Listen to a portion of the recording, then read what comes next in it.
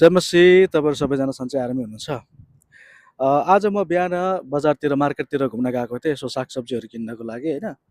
अनि त्यहाँनिर जाँदाखेरि त्यहाँनिर मैले धेरैजना मान्छेहरूलाई देखेँ जो एकदमै तनावमा, टेन्सनमा होइन, फिक्रीमा देखिरहेको थिएँ कि मैले सबैलाई कसैलाई पनि खुसी मैले कोही पनि देखेको थिइनँ। सबै टेन्सनमा, चिन्तामा, फिक्रीमा, तनावमा देखिरहेका थिए।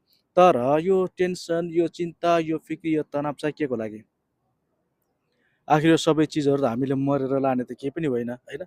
तर पनि यो चिजहरूको लागि चाहिँ हामी तनाव चाहिँ किन, टेन्सन चाहिँ किन, फिक्री चाहिँ केको लागि होइन। म तपाईँहरूलाई एउटा बाइबलको पद भन्न चाहन्छु। मत्तीको पुस्तक 6 अध्यायको 26 पदमा यसरी लेखिएको छ, आकाशका चराचुरुङ्गीलाई हेर, तिनीहरूले न त बिउ छर्छन्, न अन्न कटनी गर्छन्, न भकारीमा बटुल्छन्, तर तिमीहरूका स्वर्गका पिताले तिमीहरूलाई खुवाउनुहुन्छ।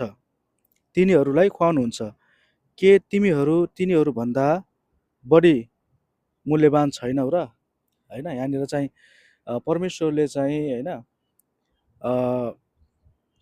त्यो चराचुरुङ्गीहरूभन्दा पनि मानव जाति चाहिँ बढी मूल्यवानको छौ तिमीहरू, बढी बहुमूल्य छौ तिमीहरू होइन। तर तिनीहरूले त चिन्ता फिक्री गर्दैनन् भने तिमीहरूका परमेश्वरले होइन यो सबै कुराहरूलाई खुवाउन सक्ने, यो सबै कुराहरू बनाउन सक्ने परमेश्वरले के तिमीहरूलाई दिनुहुन्न र? फेरि उहाँले दिनुहुन्न र भनेर प्रतिज्ञा गर्नुभएको छ। यो सबै कुराहरू आखिर हामीले यो चाहिँ चिन्ता, यो फिक्री चाहिँ केको लागि होइन। आखिर यो सबै चिजहरू त व्यर्थकै हो। त्यसै कारणले गर्दाखेरि सबै चिजहरू हामीले छोडौँ होइन, हामी खुसी हुन सिकौँ, हामी आनन्दित हुन सिकौँ होइन। अनि आखिर यो चिजहरू त केको लागि, व्यर्थको चिजको हो होइन। आखिर 2 दिनको जिन्दगी हो, खुसी हाँसी रमाउँ होइन भन्ने कुराहरू हो। तर मेहनत चाहिँ गर्नुपर्छ।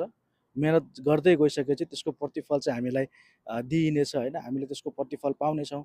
अनि तर मेहनत चाहिँ लगातार गर्दै जानुपर्छ र हामी खुसी हुन चाहिँ सिक्नुपर्छ। सबैभन्दा मेरो मेन मोटो चाहिँ यही हो, आजको मेन उद्देश्य चाहिँ यही हो तपाईँहरूलाई बताउन खोजिरहेको है त। त्यही कारणले गर्दा खुसी हुन सिकौँ, सबैजना खुसी हौँ है त। ल सबैजनालाई जय मसिह।